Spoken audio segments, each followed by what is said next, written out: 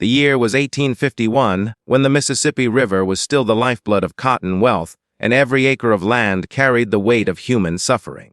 At the edge of those waters stood the Loring Plantation, a mansion so proud that its white pillars gleamed even under storm clouds.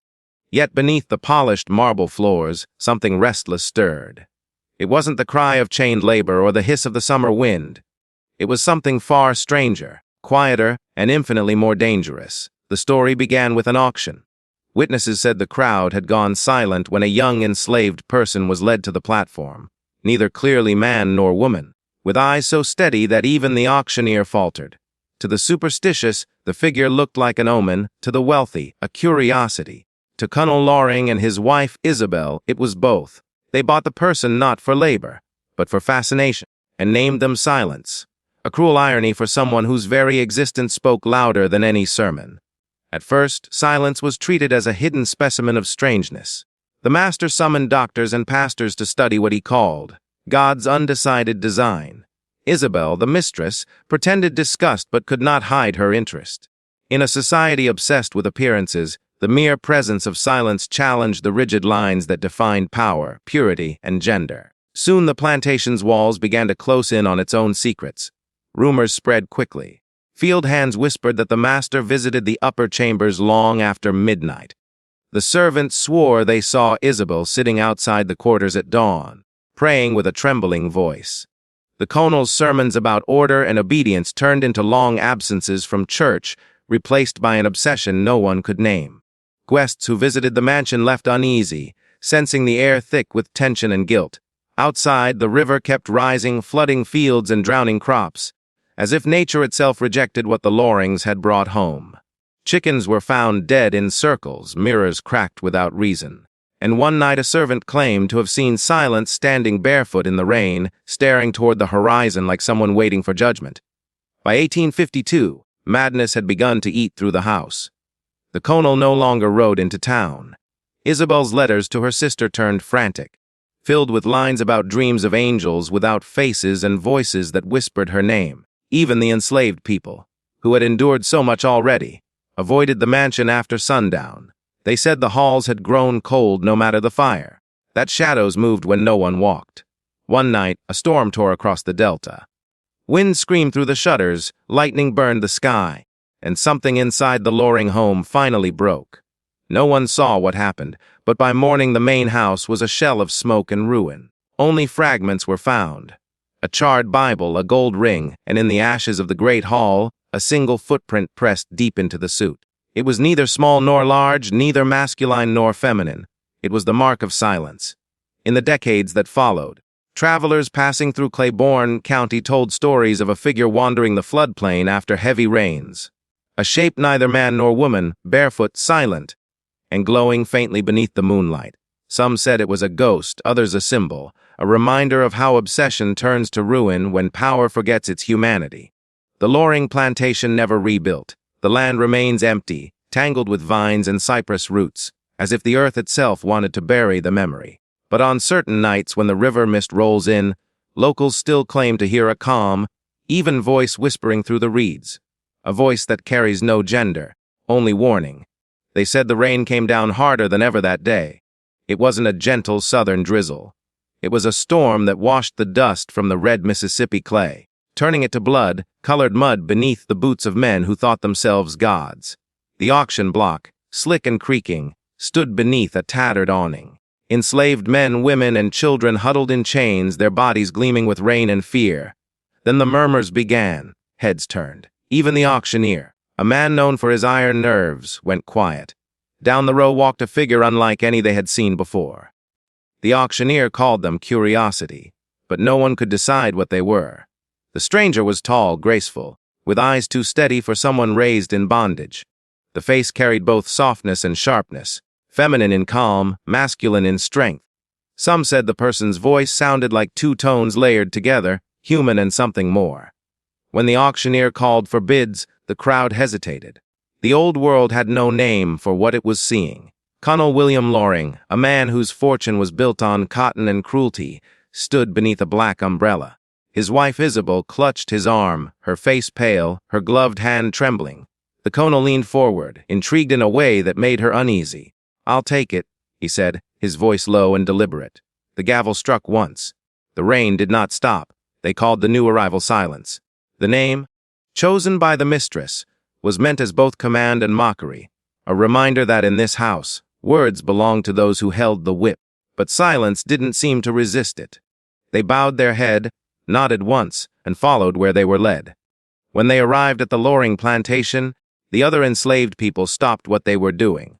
No one had ever seen anyone like Silence before. Even the overseer, a man named Briggs, muttered under his breath that this was the devil's trick.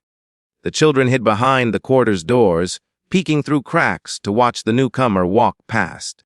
Silence's movements were quiet, almost measured, like someone who had already seen too much of the world. The housekeeper gave them plain clothes, but even then, they looked different. Isabel Loring, watching from the staircase, felt an odd pull, half fear, half fascination. Silence was assigned to work indoors, away from the fields. The colonel said it was for safety, but the truth was simpler. He wanted the curiosity close. At dinner that night, the house was unusually quiet. The storm had passed, but thunder still echoed faintly beyond the cypress trees. The colonel couldn't stop glancing toward the door where Silence stood waiting for orders. Isabel noticed. So did the servants. Silence spoke rarely, and when they did, their tone was calm, deliberate, impossible to read.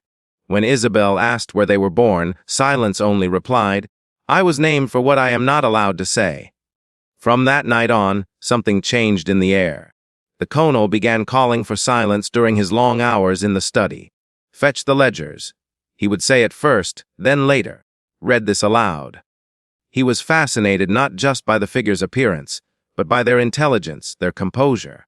It infuriated him that a person he owned could look him directly in the eye without flinching. Isabel started avoiding the study altogether. She claimed she could hear voices even when the door was closed. Her husband's low growl and Silence's calm, measured responses, echoing like a duel of two unequal souls. Outside, rumors grew. Field workers whispered that Silence was cursed, a spirit trapped between two worlds. "Half angel, demon," one said. "Neither he nor she, but both, and that's why the master can't sleep no more." Even the preacher who came on Sundays refused to meet Silence's gaze. He mumbled a sermon about Sodom and sin, sweating through his collar, while the congregation of enslaved people sat in uneasy silence. But the strangest thing was how the plantation itself began to shift. Animals refused to go near the old barn where Silence slept. The well water turned cloudy for days, then cleared again as if nothing had happened. The colonel's dogs, once loyal and fierce, began howling at night, staring toward the quarters as if seeing something unseen. Isabel wrote letters to her sister in New Orleans, confessing that her husband's interest in the enslaved person had gone beyond reason. She described dreams where the walls of the mansion melted into flesh, where she could hear a heartbeat under the floorboards.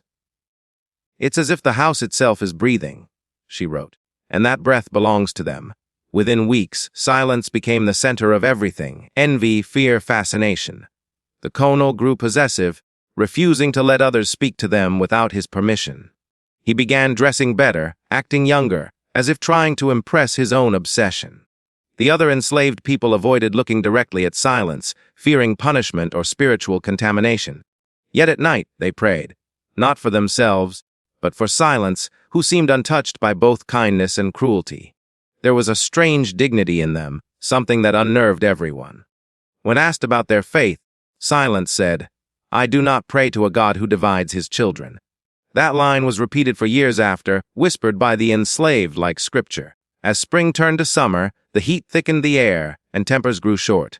Isabel began to fade, her laughter gone, her skin pale as ivory. She took to wandering the halls barefoot at night, holding a candle, listening at the study door where her husband and Silence stayed for hours. One night, she burst in, her candle trembling. Silence looked up at her, calm as ever. The colonel's eyes burned with something she didn't recognize. He stood too close. "Leave us," Isabel whispered. But it wasn't clear to whom she was speaking. By August, the plantation was divided, not by fences or race, but by silence itself. The enslaved people no longer sang in the fields. The colonel stopped visiting town. Isabel stopped eating. The preacher refused to return. And through it all, Silence remained, quiet, steady, haunting like a storm that had never truly ended. Then, on the night of the blood moon, when the river turned crimson beneath the sky, something in the mansion shattered. A mirror broke on its own, they said. The colonel screamed, and every dog on the property began to howl. Silence was seen walking calmly toward the riverbank, where the moonlight turned the water silver. They didn't look back. No one saw what happened next. Some claimed the colonel followed and never returned. Others said he drowned chasing his reflection. All that was certain was this: when dawn came, the mansion's doors swung open and Silence was gone. But their name remained, carved faintly into the wood of the doorframe, a word that outlasted its owner, a word that became legend: Silence. The plantation house had once been a sanctuary of order. Every curtain was drawn at the same hour, every candle lit with careful precision, every meal served with the predictability of ritual. But since Silence arrived, that rhythm had cracked. The walls that once echoed with piano melodies and dinner laughter now seemed to hum with something unspoken, something dangerous. Mistress Isabel Loring felt it first in her chest, a sharp flutter when she passed the study door and heard her husband's voice, softened, lowered. She told herself it was only business, another inventory or shipment of cotton. But when she caught the faint murmur of a second voice, calm, steady, and not her husband's, she stopped pretending. That voice belonged to the one she called it in her diary, though part of her knew better. It had a presence that filled a room without sound. The servants whispered that Silence could see through walls, that their gaze could burn or heal depending on what it saw inside a soul. Isabel didn't believe such nonsense, of course, but she avoided meeting that gaze all the same. She started watching from shadows instead. In the afternoons, when the colonel retreated to his study, Isabel would stand behind the cracked parlor door and watch Silence pour wine, straighten books, or read aloud from the Bible in that strange, androgynous voice, neither fully male nor female, but both at once. It wasn't the words that chilled her. It was the way her husband listened. The man who had never bowed his head in prayer now leaned forward like a boy hearing his first sermon. Something primal twisted in Isabel then, an emotion she had never felt. It wasn't quite hate, not yet. It was fear mixed with fascination. She began to study Silence as her husband did, not with desire, but with the desperate hunger of someone who wants to understand what threatens her place in the world. One morning, she entered the study unannounced. Her husband was writing, Silence was standing by the window, sunlight cutting across their face like a blade. Isabel froze. It wasn't beauty that struck her, it was the balance, the stillness, the way this person stood between man and woman, servant and master, light and shadow. Silence turned to her and bowed slightly. "Mom," they said softly, "would you like the room?"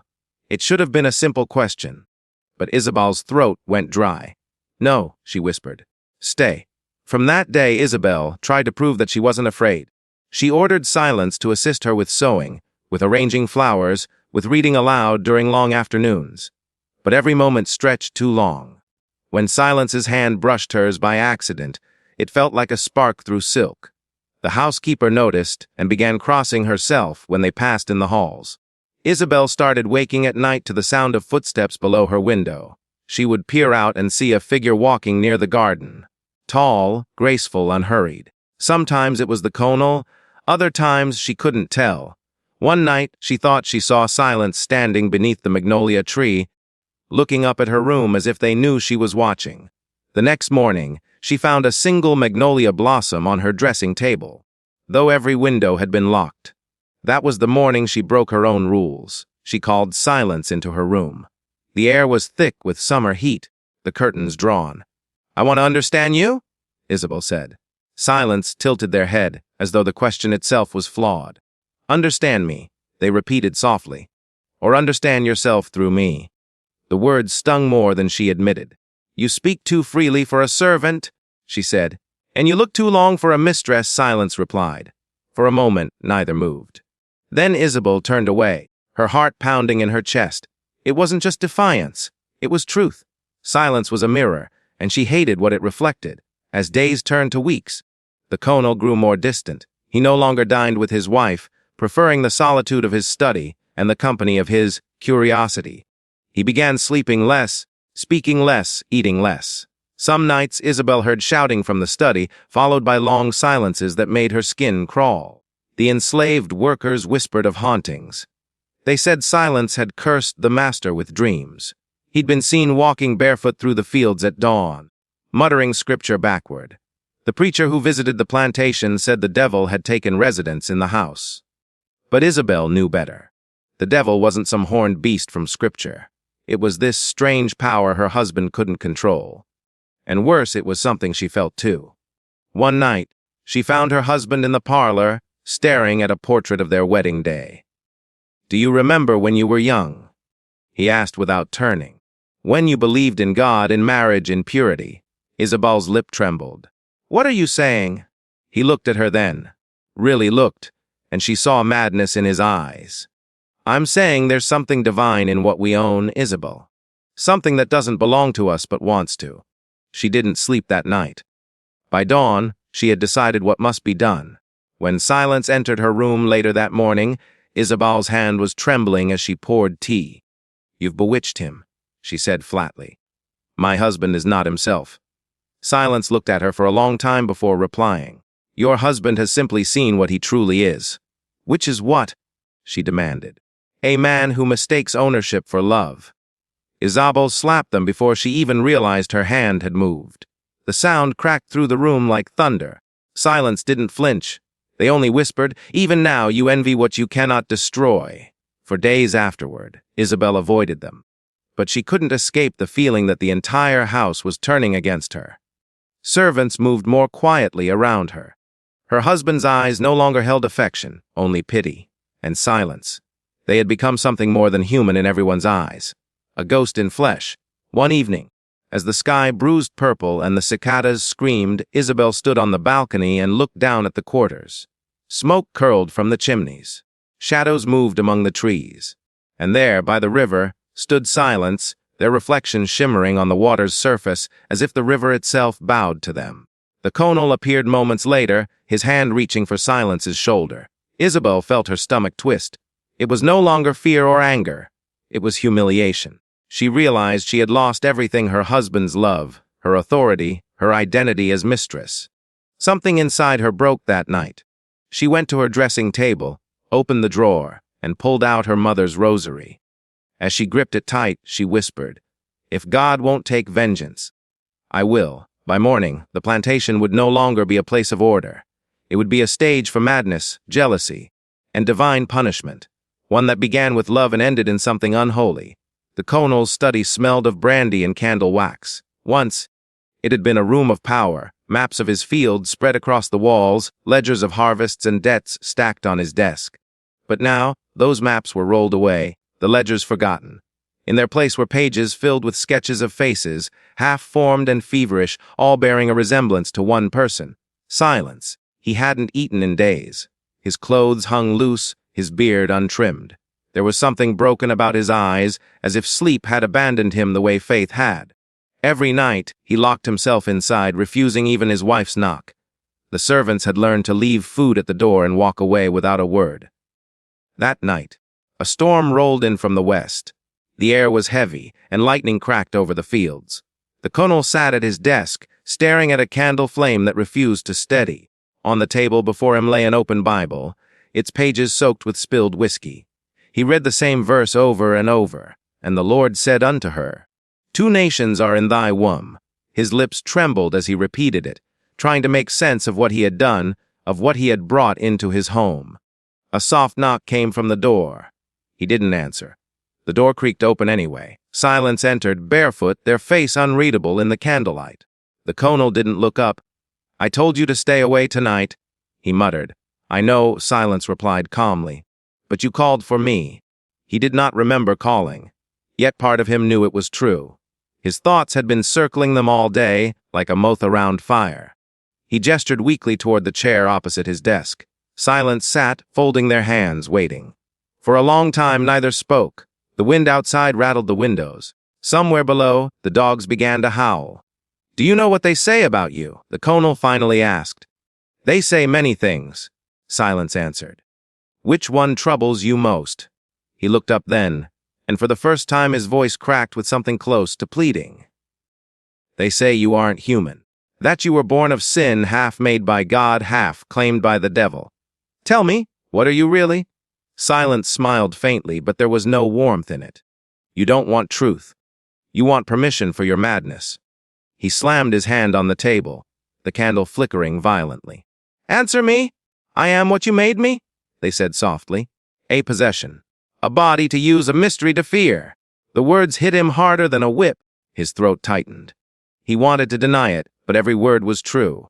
He had told himself that his fascination was intellectual, that he was studying the boundaries of nature, but deep down he knew it was lust, envy, and the hunger for control. You could destroy me with a word, he whispered. I could, Silence said, rising slowly. But I won't. You've already destroyed yourself. They turned to leave, but the Conal stood and grabbed their arm. You don't walk away from me. For the first time, Silence met his gaze with pure fury. You still believe you own what you do not understand. His grip tightened. I own everything on this land. Lightning flashed through the window, white and blinding. When it faded, the candle had gone out. Only the storm's roar filled the room. The next sound was his voice, low and trembling. Then God help me, he said, 'cause I love you. There was no tenderness in it, only despair. The confession broke something in the air, like glass shattering. Silence stared at him, frozen, as if trying to comprehend the sickness of his words. You love no one, they said finally. You devour. But he stepped closer, his face inches from theirs, whispering, maybe that's the same thing. They didn't see his wife standing in the doorway. Isabel had been listening for hours, her rosary digging into her palm until her hand bled. When she saw her husband reach for Silence, her heart turned to ice. She backed away silently, down the hall, into the darkness of her own room. She couldn't scream. She couldn't cry. Something colder than grief settled inside her, a decision that would soon drown them all. Back in the study, Silence pulled away from the Conal's touch. You can't keep doing this, they said. You can't keep pretending this is anything but your sin made flesh. He sank into his chair, trembling. Then help me end it. Silence looked at him for a long time. You want freedom or forgiveness? Both, he whispered. Then burn the chains, they said, but start with the ones inside you. The Conal looked at his hands, shaking, caroused, stained with the dirt of ownership and the blood of punishment. He wept, not the tears of repentance, but of a man who realizes he can't be saved. As dawn broke, Isabel entered the room. Her husband was asleep at his desk, the Bible closed, Silence gone. She saw the sketches, the notes, the words scrawled across pages in desperate ink. Holy and unholy are the same breath. She touched the words with trembling fingers and knew he had crossed a line from which no one returned. The plantation had become something cursed, not by witchcraft, but by obsession, sin, and the arrogance of a man who believed he could own divinity. By the week's end, the preacher would arrive to bless the house, the servants would whisper of demons, and Silence would begin to plan an escape. But the Conal's confession would hang in the air like smoke, poisoning everything that came after. Love had never been the word for it. It was hunger dressed as holiness, madness disguised as passion. And it would end as such things always did in fire. The rain came 3 nights later, relentless and cold, washing over the plantation like judgment. Isabel stood by her window in silence, the rosary still wrapped tight around her wrist, blood dried where beads had cut into her skin. Down below, she could see the faint glow of a lantern through the study window. He was there again, always there. With it, she'd stopped saying the name now. The word Silence had become an infection on her tongue. It didn't belong to her. It belonged to them, to him, to both of them. And in her mind, that was the greater sin than any affair, any betrayal. It wasn't just that her husband desired another. It was that he desired someone who was not entirely one thing or another, a creation that defied the order of God, of gender, of nature itself. She could not bear the humiliation any longer. The maids avoided her eyes. The preacher's wife had stopped visiting. Even the slaves in the field whispered when she passed, their voices low and urgent. She felt it in the air, the pity, the disgust. The rumor that she was no longer mistress of this house, that she had lost her husband to something neither man nor woman, something inhuman. She walked to the mirror. Her reflection looked back hollow-eyed, pale, ghost-like. Her beauty had faded under the weight of sleepless nights and festering jealousy. "You will not take him from me," she whispered to the mirror, but even as she said it, she wasn't sure if she meant her husband, or the other presence that had begun to haunt her dreams. Because lately, when she closed her eyes, silence was there. Not as flesh, but as shadow, standing over her watching. No words, no sound. Just the sense that they knew her better than she knew herself. That night, she decided she would see them one last time. When the clock struck midnight, she descended the staircase barefoot, her white nightdress brushing against the steps. The candlelight flickered as she moved through the hall, every corner whispering like a throat filled with secrets. The study door was ajar, the sound of breathing. 2 sets echoed softly within. She pushed it open. The colonel was asleep in his chair, half slumped over his desk. Silence stood beside him, eyes closed, a hand resting lightly on his shoulder. The scene looked almost tender, almost holy. Isabel froze in the doorway, the candle trembling in her hand. "Leave him," she said. Silence opened their eyes slowly. "He called me here?" I said, "Leave him." They didn't move. "You think I chose this?" Silence said quietly. "You think I wanted to be shared between cruelty and curiosity?" "You bewitched him," Isabel hissed. "No," Silence replied, stepping closer, their voice like wind against glass. "You bewitched himself. You both did." Izal's voice cracked. "You're a curse. You've poisoned this home." A long pause. Silence tilted their head. "Maybe I am not the curse," they said softly. "Maybe I am the mirror that shows you what you already were." Something inside Isabel snapped. She lunged forward, grabbing the poker from beside the fireplace.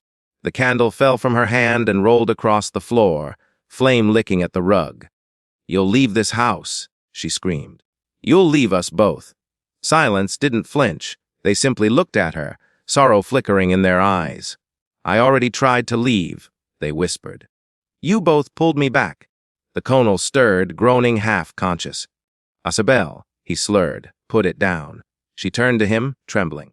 "You've lost your mind for this thing." He stood weakly, his voice cracking. "You don't understand. There's something divine here." "Divine!" she spat. "You call this filth divine?" Silence spoke, barely audible. "Divine or damned. It's the same to men like you." The storm outside cracked open the sky, thunder shaking the windows. The candle had rolled beneath the desk, flame catching on scattered papers. Smoke began to rise. None of them noticed. The colonel reached for his wife, but she pushed him away, eyes wild. "You made me less than her," she whispered, her words trembling with madness. "Less than your monster." "Isabel, stop." But she swung the poker, not at him, not at Silence, but at the mirror on the wall. The glass shattered, raining down like shards of light. The reflection splintered into 1,000 broken faces.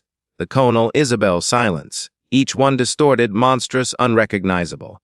The colonel grabbed her arm. But in the struggle, the fire caught the drapes. Within seconds, the room erupted in light and smoke. Silence stepped back, shielding their face. The colonel coughed, shouting orders. "Both of you." But Isabel didn't move. Her eyes were fixed on Silence, her voice low and eerie. "If I can't be pure, then neither will you." She lunged again, and this time Silence caught her wrist mid-swing. Their strength was terrifying. They wrenched the poker from her hand and threw it aside. "I pity you," they said softly. "More than him." The fire roared higher. Flames licked the bookshelves, devouring pages that once held sermons and trade records. Smoke filled the air. The colonel dragged Isabel toward the door. Coughing violently, "We have to go." But Silence stood in the middle of the inferno, unmoving. For a moment, they looked up, toward the ceiling, toward something beyond the human. Then, without a word, they turned and walked straight into the flames. "No!" Isabel screamed, breaking free from her husband's grip. But the heat was unbearable now, the fire consuming everything. The colonel pulled her from the room just as the roof began to collapse. Outside, the rain hissed against the burning mansion, but it was too late. The study was gone. Everything, letters, drawings, secrets, burned to ash. The next morning, the storm had passed. The plantation stood in silence, smoke rising from the ruins of the great house. The slaves gathered in the yard, whispering prayers. They said Silence's body was never found. Some claimed they escaped into the woods. Others swore they saw a figure walking through the fields at dawn, unharmed by flame, eyes glowing faintly like embers. The colonel was never the same. He stopped speaking entirely, his once commanding voice reduced to murmurs and sobs. Isabel refused to leave the house grounds. Wandering the charred remains each night, whispering to ghosts that answered only with wind. And somewhere, in the ruins of what they had built and destroyed together, something lingered, neither male nor female, neither living nor dead, a shadow that carried every sin they refused to confess. The curse had not ended. It had only changed shape. The plantation never smelled the same again after that night. The scent of ash and charred wood lingered in the air for months, sinking into the soil, the walls, even the breath of those who dared stay. The great house was gone, reduced to a blackened skeleton of brick and iron, its white columns cracked like old bones. Where laughter, cruelty, and sin had once echoed, there was now only silence, an echo that seemed to stretch endlessly across the Carolina hills. The colonel sat most days on the porch of the overseer's cabin, wrapped in a blanket despite the summer heat, staring out toward the ruins. His hands trembled constantly. He had once been a man of order, his posture military, his voice a command. But that version of him had died in the fire. He mumbled to himself now, scraps of sermons, apologies, fragments of poetry he'd long forgotten. Sometimes, when the wind rose through the cypress trees, he whispered one name over and over. Silence, silence. Isabel lived like a ghost. She would not speak to him. Some said she had gone mad, others said she had found religion. Every night, she carried a lantern to the blackened study, kneeling in the ashes, sifting through them with bare hands as if she might find what had burned away.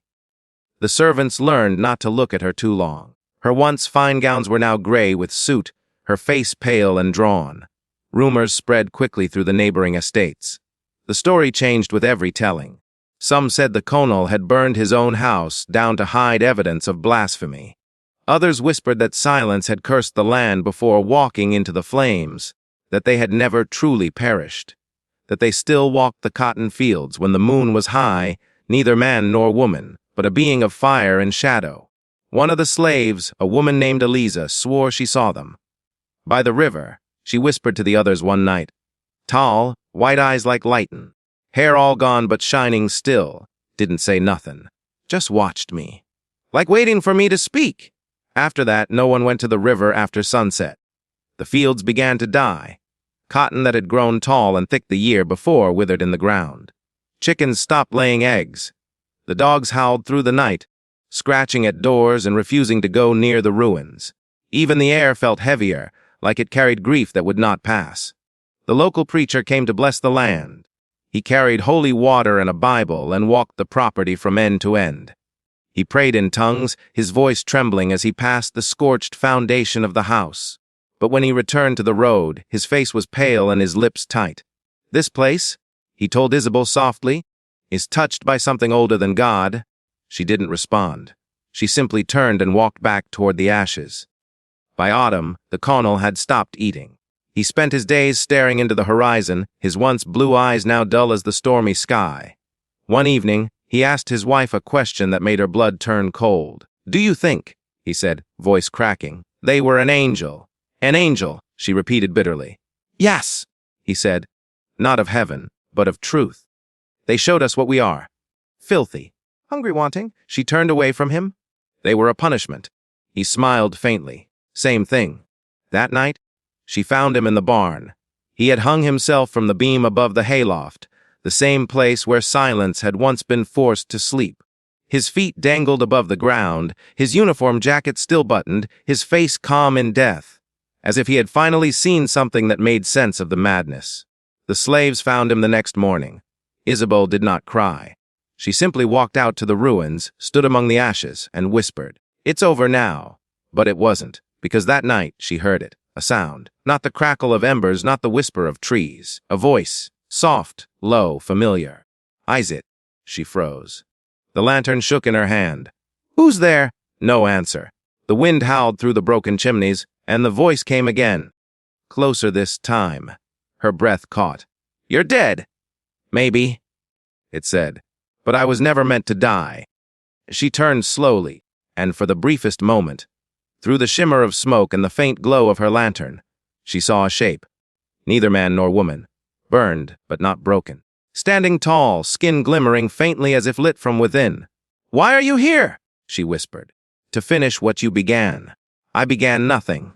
"You began truth," the voice said softly. "You hated it, but you called it into being. You wanted purity, but you forgot that purity burns everything it touches." She fell to her knees, trembling. "Please," she whispered. "Take me instead." There was a long pause. The wind died. The world went still. Then a whisper in her ear, as gentle as a kiss. "You already gave yourself to me?" The lantern went out. They found her the next morning in the ashes of the house, lying perfectly still. No mark on her, no wound, only her face, peaceful, almost smiling. From that day on, the plantation was abandoned. The land was sold off in pieces, but no one would live there. The earth refused to grow. The air stayed heavy, and on quiet nights, travelers passing along the road swore they could see a figure walking the ridge line. Tall, neither man nor woman, with eyes that caught the moonlight like flame. The legend of Silence became a whisper in Carolina folklore. Some called them a devil, others an angel, but all agreed on one thing. They were the truth no one wanted to see. And in every version of the story, the same refrain is spoken, soft and haunting. Silence never died. They were never meant to. Because some sins are too human to burn. When the fire died and the bodies were buried, the town of Wren's Crossing wanted only one thing: to forget. The plantation's blackened ruins stood as a wound in the heart of Carolina, and everyone who passed by could feel it. The air there seemed to hum, thick with something that refused to die. The people whispered about curses, demons, and vengeance, but they whispered quietly, for fear the truth might hear them. Within a week, the county magistrate arrived, a stout man named Judge William Corbin. He rode in with 4 men from Charleston and a single command: "Eat this talk before it spreads." What he meant was clear: silence the story before it left the county, before the newspapers got hold of it, before the scandal reached the white pillars of Charleston society. The investigation was brief and bloodless. The official record said, "A fire caused by lightning." The colonel perished of despair. The wife succumbed to grief. No further inquiry necessary. No one mentioned the slave, not the one called Silence, not the one who had been both the house's secret and its soul. In the archives of Wren's Crossing, their name was crossed out in ink so thick it bled through the paper. The inventory of the plantation listed 49 slaves. Only 48 remained. But memory is not so easy to erase. Among the enslaved, whispers carried faster than paper.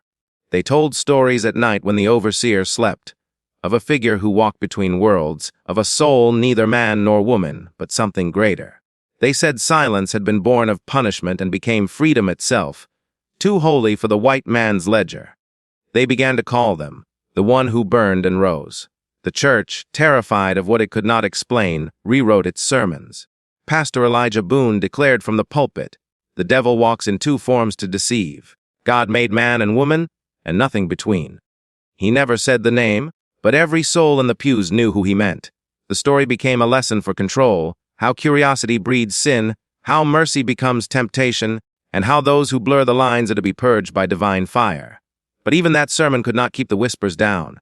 By 1853, artists began sketching crude woodcuts in secret. A tall shadow with burning eyes, standing over a mansion in flames. The prints appeared on tavern walls and were torn down by morning, but always another would appear. A few abolitionist writers from the North heard fragments of the tale. They came riding south under the pretense of studying agricultural life, asking about the strange fire of Carolina. Most were turned away, some beaten, and one, a Quaker named Jonah Wells, was found floating face down in the river, his throat cut open. In his pocket, they found a page of notes. On it was written one sentence: "The truth of this land has no gender, no name, no mercy." The plantation itself was left to rot. Nature reclaimed it. The vines crept over brick and beam, swallowing the ruins whole. Children from nearby farms dared each other to step onto the grounds after dark.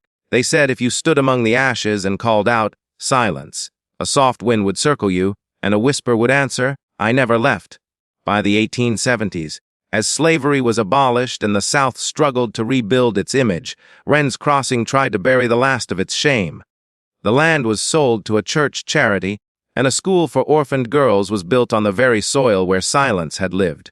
They called it St. Mary's House of Purity. The irony was lost on no one. The headmistress of the school, a severe woman named Mrs. Carrington, forbade any mention of the plantation that had come before. But the girls could feel something in the walls. A hum, a heat, a breath. At night, when the oil lamps flickered, they said they heard footsteps in the corridor. Too heavy for a girl, too soft for a man. Once one of them found a charred locket buried in the garden, its engraving half melted ES. By the turn of the century, Silence's story had become a ghost tale, told by travelers, mocked by skeptics, and feared by those who knew better. The white historians of Carolina dismissed it as folklore. But among the freed descendants of the enslaved, the name lived on in whispers and prayers. They did not call Silence a ghost. They called them a reckoning, because they understood something the world refused to see. That Silence had not been a monster or a sin, but a mirror. And mirrors are dangerous to those who live on lies. In 1921, a historian from Savannah found the Cunnell's family Bible in an auction house. Inside its brittle pages, tucked between the Book of Job and the Psalms, was a small, folded letter. The handwriting was feminine, elegant but shaking. The ink had bled, as if written with tears. It was signed I.L., the initials of Isabel Langley, the Connell's wife. The letter read, "They said God made him, and her and me, all in his image. Then who made the one who was both? If not God, then who? And if it was God, then we are the ones who sinned in trying to divide what he had made whole." That letter was never published. The historian's body was found weeks later in a boarding house fire, and so the story of Silence faded again, buried under ash, rewritten, rephrased, sanitized for polite society. But every so often, when storms roll through the Carolinas and lightning flashes over the fields, the people who live nearby still claim they see a figure standing where the plantation once stood. Tall, luminous, watching. Neither man nor woman, just a presence. A truth too wild to tame.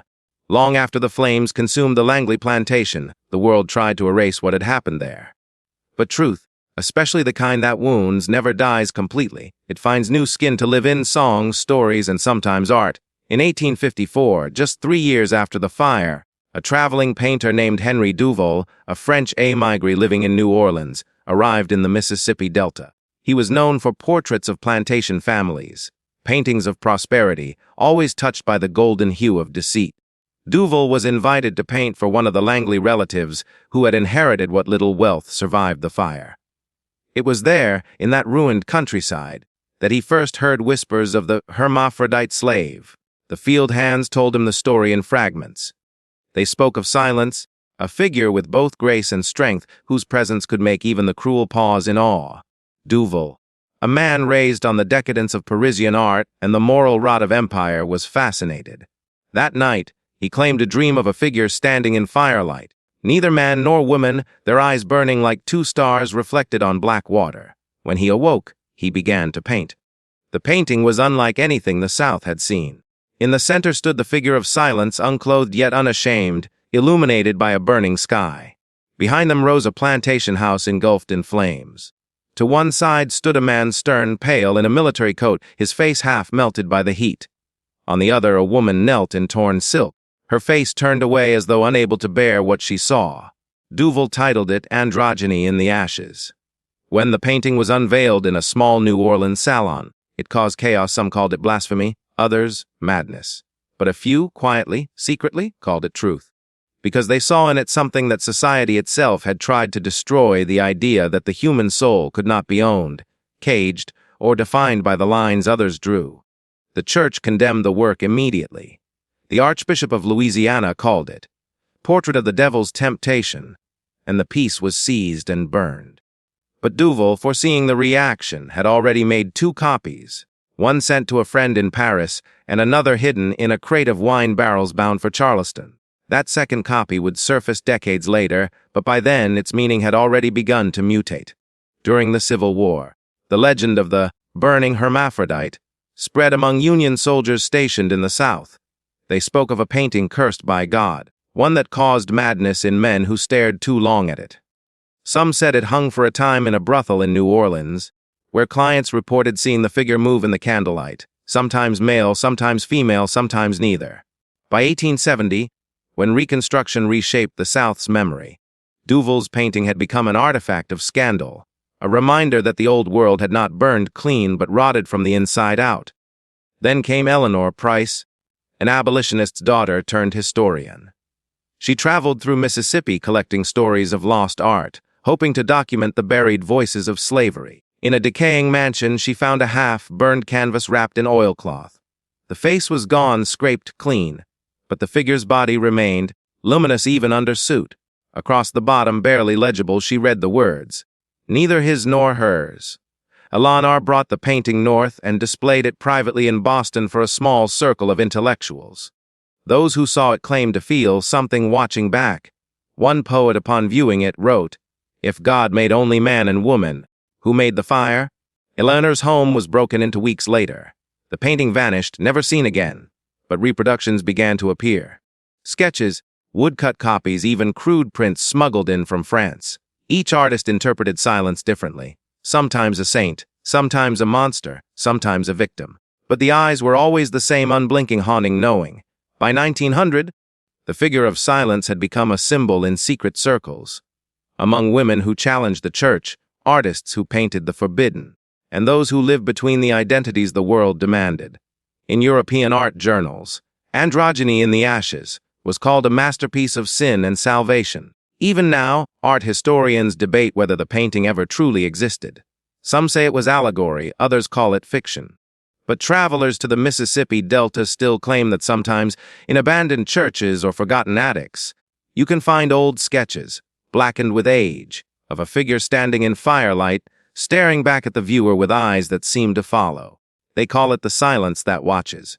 And perhaps that's fitting, because even when words are erased, art remembers. And what Henry Duval painted in 1854 was not blasphemy, it was truth, an immortal reflection of the sin this land tried to hide. The master and his wife burned in their obsession, the South rebuilt its lies, but silence remained, unbroken, unashamed, and unforgotten. When the fire consumed the Langley plantation in the spring of 1853, the world believed that every trace of the family and their sins had vanished into ash. But 15 years later, during the rebuilding of a nearby farmhouse, a discovery was made that resurrected what many prayed had been buried forever. A leather-bound diary, charred at the edges, wrapped in silk, and hidden inside the hollow wall of the old master's bedroom. It belonged to Isabel Langley, the mistress of the house. The diary was small, written in a delicate, looping script that trembled between guilt and madness. The pages smelled of smoke and lilac, the perfume she was said to wear the night the house burned. Its contents would later be described by those who read them as an autopsy of the human soul, performed by the sinner herself. The first entries were ordinary, almost painfully so. She wrote about the plantation's routines, the morning fog over the fields, the hymns sung by the enslaved as they worked, the meals served on silver dishes, and the constant loneliness of being the master's wife. Her husband, Colonel Langley, was a man of reputation and cruelty, feared by all who served him. But halfway through the diary, the tone shifted. She began writing about the new arrival, a slave purchased in New Orleans, one who confused her. She never wrote the name Silence. Instead, she used phrases like the being, the anomaly, and sometimes simply it. At first, she described this person with disgust, how their presence unsettled her, how her husband seemed fascinated, even entranced. But as the days went on, her words betrayed a transformation she couldn't control. "He goes to it every night," she wrote. "At first I prayed, then I watched. Now I cannot look away." She described standing outside her husband's chamber door, hearing sounds that defied understanding, not of pain or pleasure, but something in between, something that made her skin crawl and her breath quicken. The next entries were darker still. "I have seen beauty in forms I was taught to despise. When I look at it, I see my own reflection divided. Man, woman, sin, grace. What if this creature is not a mistake, but a mirror of God himself?" The diary revealed how Isabel's revulsion turned into obsession. She began sneaking into the slave quarters, speaking to silence in whispers. They talked about dreams, about the sky beyond the fields, about freedom. Not the kind written in law, but the kind found in being unbound by what the world demanded. And then, one night, she confessed something that even her pen trembled to record. "I touched the creature's face and felt peace. Not lust, not sin, peace. My husband worships the body. I saw the soul." From that moment, Isabel's entries grew frantic. She wrote of jealousy, of guilt, of longing. She could no longer bear to watch her husband's obsession deepen, nor could she resist her own. One entry, nearly torn from the diary, read, "He says he owns it. But how can a man own a being that belongs to both heaven and hell?" As weeks passed, Isabel described how her husband's mind began to unravel. He accused her of betrayal, of witchcraft, of consorting with the devil. The diary hinted that Silence's existence had become a symbol of everything he feared. The loss of control, the exposure of hypocrisy, the truth of his own decay. Then came the final entries. The handwriting broke apart, the ink smeared as if written through tears or trembling hands. "Tonight," he says, "he will cleanse the house. He carries his pistol like a priest carries the cross. But it is not I who am unclean." The last full page bore only 3 words, "We burn together." After that, there were fragments, scorched lines, half-sentences impossible to read. The diary was never published. The man who found it, a land surveyor named Richard Klein, sold it quietly to a private collector in Charleston.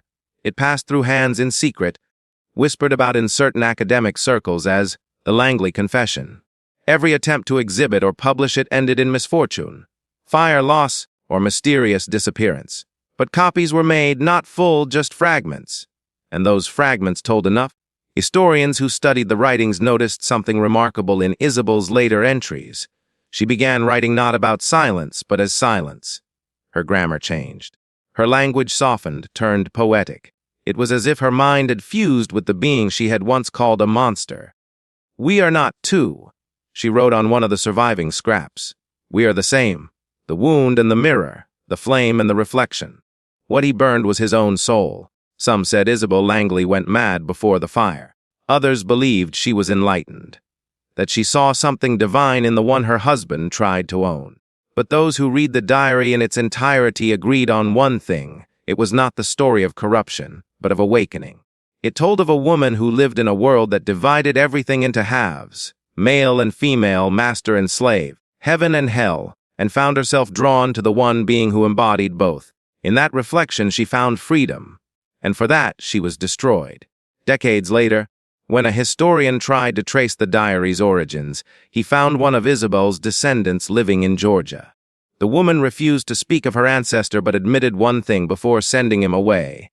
"We still hear her voice in storms," she said. A woman whispering 2 names that sound like one. By the time the Civil War ended in 1865, the Langley Plantation was a skeleton, its fields overgrown, its great house nothing more than charred stone and cinder. Yet, for the people who lived in the surrounding Carolina countryside, the plantation was not empty. It was waiting.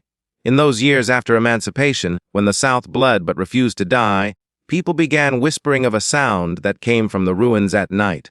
Not the cry of an owl or the moan of wind through broken shutters, but something human. A low hum, steady as breath, rising and falling like a heartbeat buried beneath the earth. They said it was silence, returned from the grave. The first to report it was a freedwoman named Esther, who worked as a laundress in the nearby town of Somerville. In her account, told decades later to a local preacher, she said she had gone to the old plantation to collect bricks for a new church foundation. The sun was setting when she reached the overgrown courtyard, and she saw what she thought was a tall shadow moving among the ruins. At first, she believed it was a thief, but then the shadow paused and turned. "I saw a face," Esther said. "Not a man's, not a woman's.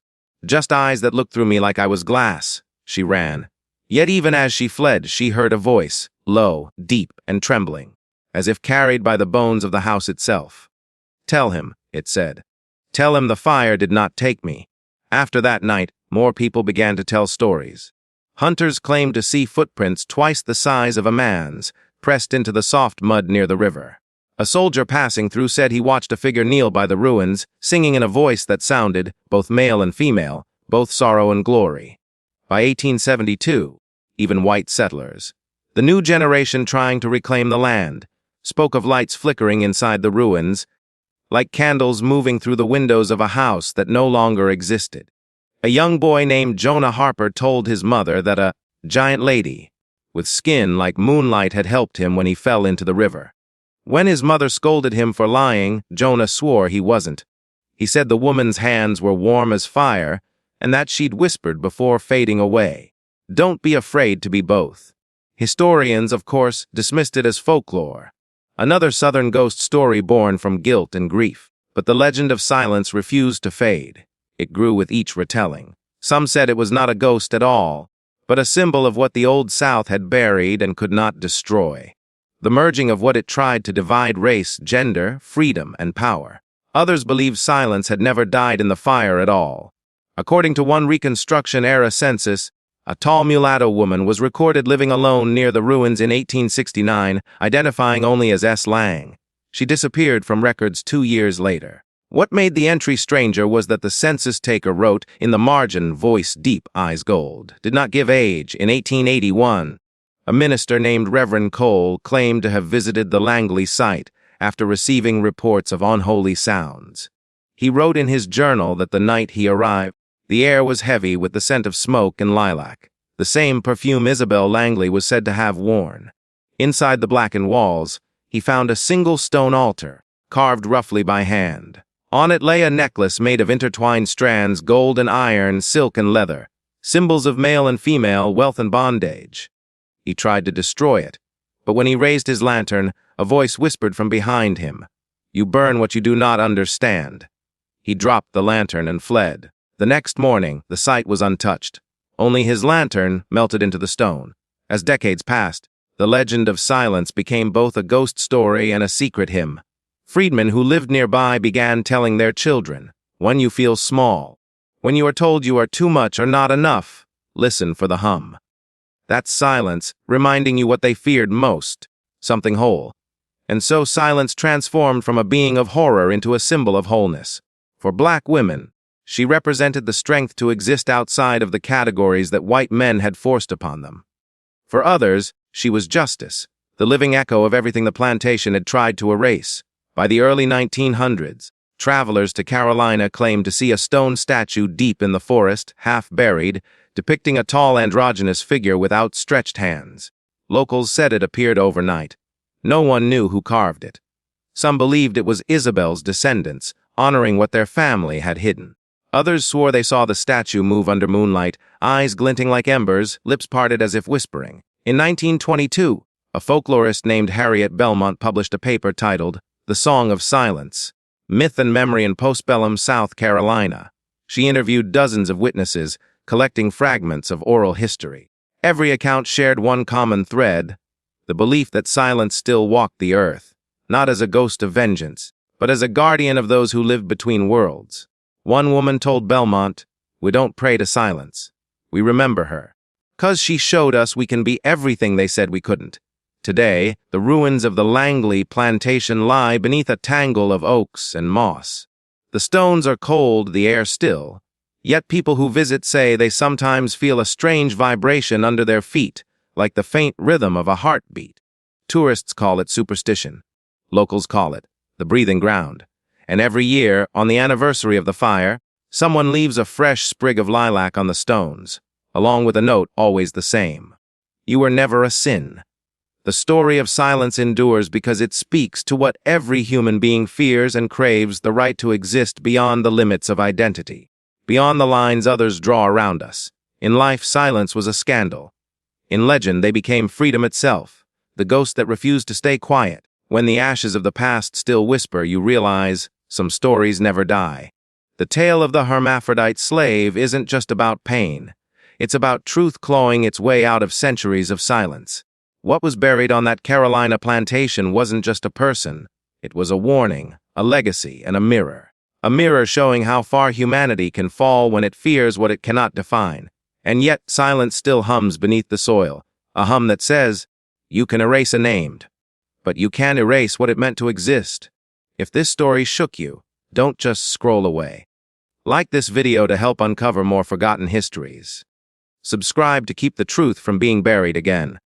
Comment below. Do you believe silence ever truly died, or are they still here, watching what we've become? Because the past doesn't fade, it watches. And sometimes it speaks.